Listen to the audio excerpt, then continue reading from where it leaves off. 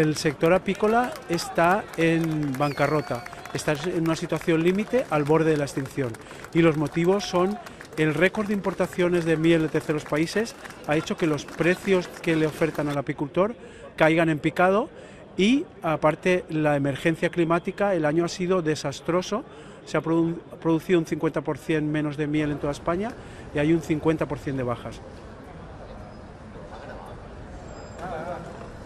A un apicultor le cuesta producir 5 euros un kilo y cuando llega a venderla difícilmente le ofrecen 3 euros. Está a pérdidas, es el tercer año consecutivo y esto es insostenible.